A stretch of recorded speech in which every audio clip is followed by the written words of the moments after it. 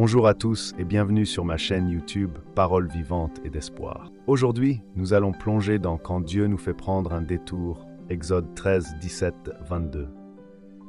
Si c'est votre première fois ici, n'oubliez pas de vous abonner et de cliquer sur la cloche pour ne rien manquer de nos prochaines vidéos. Et si vous êtes déjà abonné, merci de votre fidélité. Sans plus attendre, passons directement au sujet du jour. Quand Dieu nous fait prendre un détour, Exode 13, 17, 22, Introduction. Vous avez peut-être déjà constaté que Dieu permet parfois que nous soyons dans un détour, dans différents domaines de nos vies.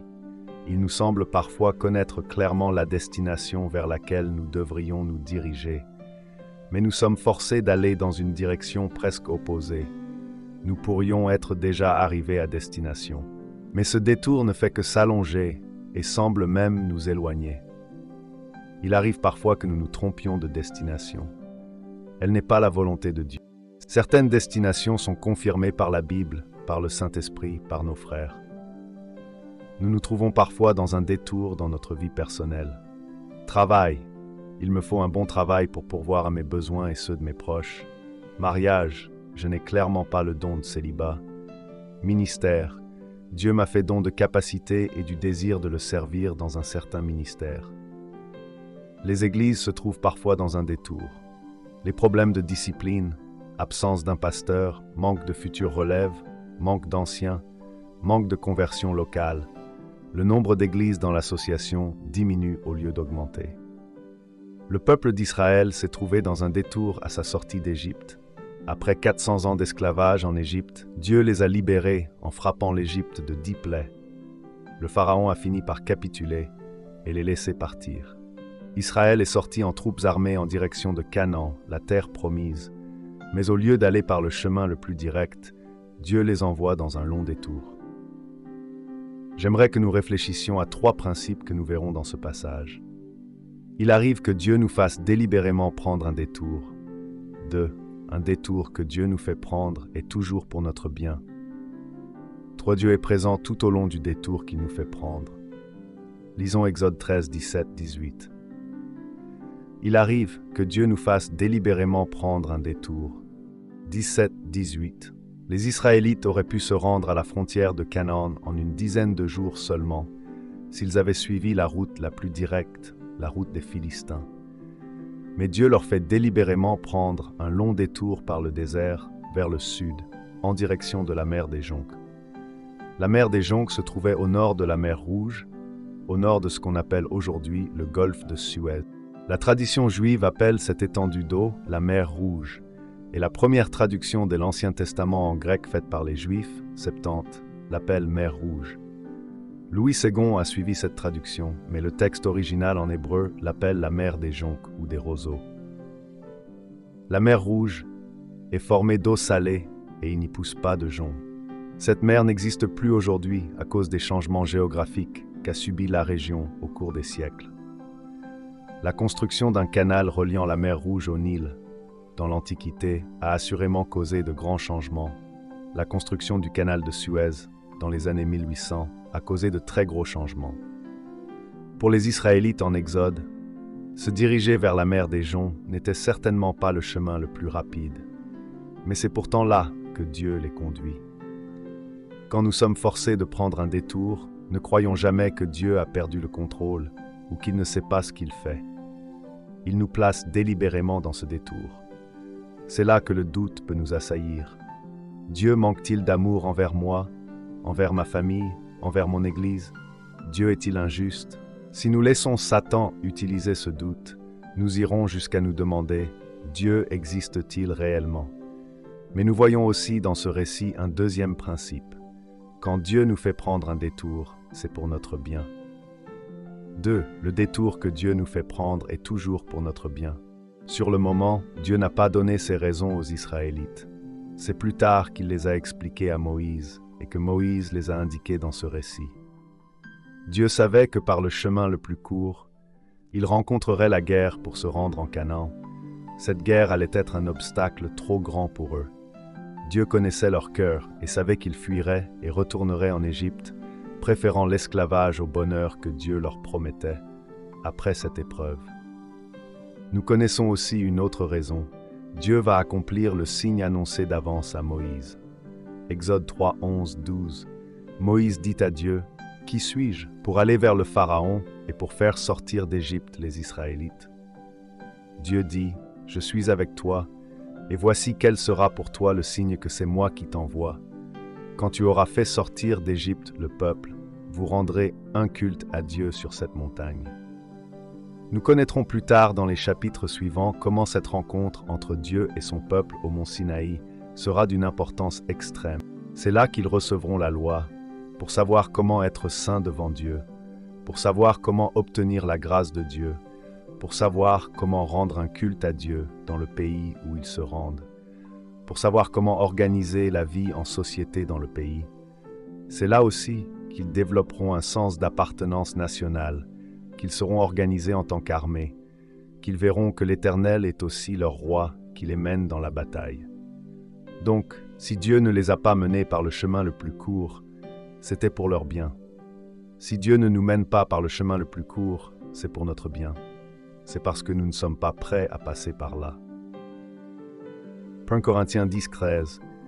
Aucune tentation ne vous est survenue qui n'ait été humaine. Dieu est fidèle et ne permettra pas que vous soyez tentés au-delà de vos forces. Mais avec la tentation, il donnera aussi le moyen d'en sortir pour que vous puissiez la supporter.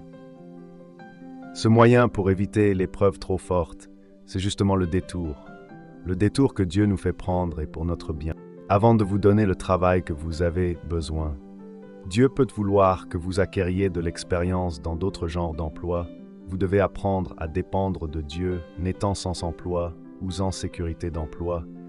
Vous devez apprendre à connaître vos propres limites. Vous devez vous débarrasser d'un amour de l'argent malsain. Vous n'êtes peut-être pas prête au mariage. Vous devez d'abord changer votre caractère pour permettre un mariage durable. Et la personne que Dieu a prévue pour vous n'est pas encore disponible. Vous n'êtes peut-être pas encore prêt pour exercer le ministère auquel vous êtes appelé. Des obstacles vous seraient insurmontables. La position vous ferait tomber dans l'orgueil. Il arrive donc que Dieu nous fasse prendre un détour, mais c'est toujours pour notre bien. Mais nous pouvons affirmer cela seulement si nous sommes du peuple de Dieu romain. 28. Nous savons du reste que toute chose coopère au bien de ceux qui aiment Dieu, de ceux qui sont appelés selon son dessein. Si tu ne peux pas affirmer aujourd'hui avec certitude que tu fais partie du peuple de Dieu, mais que tu es un élu de Dieu, il t'appellera assurément à lui. Il t'appelle peut-être en ce moment même. Crois en lui. Crois en sa promesse de te donner la vie éternelle sur la nouvelle terre qu'il prépare pour toi. Crois en son Fils Jésus, qui est mort pour que tu puisses être sauvé, pardonné de tes péchés. Crois en Jésus qui veut te guider vers le paradis. Renonce à toutes tes aspirations dans la vie pour suivre Jésus dans la sainteté. Crois que tout cela est possible, parce que Dieu t'aime. C'est d'ailleurs le troisième principe dans ce passage. Dieu nous aime et il reste toujours présent tout au long du détour. Lisons Exode 13, 19, de 22. 3. Dieu est présent tout au long du détour qu'il nous fait prendre, 19, 22. Pour les Israélites, avoir parmi eux les ossements de Joseph, leur ancêtre, était un rappel que Dieu était vraiment en train d'accomplir sa propre.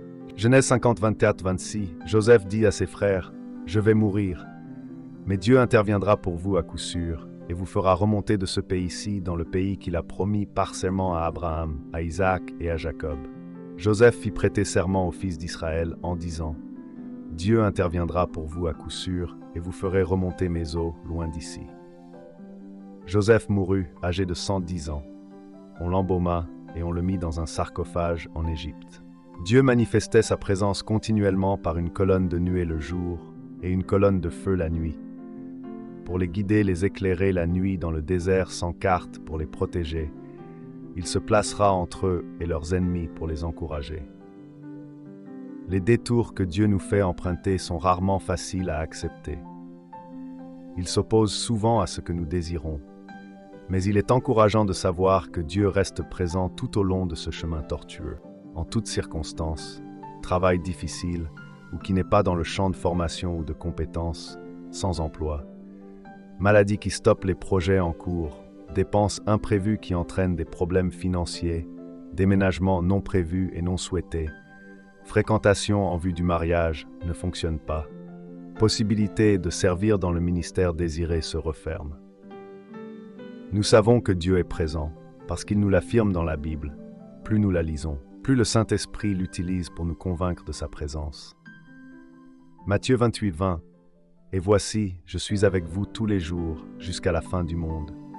En voyant comment Dieu a agi avec Moïse, nous pouvons avoir confiance qu'il agira de même avec nous. Josué 1,5. Je suis avec toi comme je l'ai été avec Moïse. Je ne te délaisserai pas, je ne t'abandonnerai pas. Dieu manifeste sa présence par l'amour de nos frères. C'est lui qui leur met à cœur de nous encourager, de nous conseiller. Dieu manifeste sa présence par son esprit en nous. Si nous le laissons nous parler, il nous donne sa paix. Sa joie surnaturelle, il nous guide par sa nuée dans la direction à prendre. Il nous éclaire de son feu et montre comment marcher derrière lui. Dieu manifeste sa présence par sa protection. Nous ne voyons pas toujours à quel point Dieu nous protège. Demandons à Dieu de nous donner des yeux, voir son action et en être émerveillés. Conclusion. Il arrive que Dieu nous fasse délibérément prendre un détour. C'est son plan qui s'accomplit. Peu importe le détour qu'il nous fait prendre, il est toujours juste et bon. Ce détour est pour notre bien. Il n'est pas une perte de temps, car Dieu sait ce qu'il fait. Dieu est présent tout au long du détour, qu'il s'agisse de jours, de semaines ou d'années. Ésaïe 41, 10. Sois sans crainte, car je suis avec toi. N'ouvre pas des yeux inquiets, car je suis ton Dieu. Je te fortifie, je viens à ton secours, je te soutiens de ma droite victorieuse. Et voilà, c'est tout pour aujourd'hui. Et voilà, cette vidéo sur quand Dieu nous fait prendre un détour, Exode 13, 17 de 22 vous a plu et que vous avez appris quelque chose de nouveau. N'hésitez pas à laisser un commentaire ci-dessous pour partager vos pensées et poser vos questions. J'adore lire vos retours. Si ce n'est pas déjà fait, pensez à liker la vidéo et à vous abonner pour ne pas rater les prochains contenus. Merci d'avoir regardé et à très bientôt pour une nouvelle vidéo.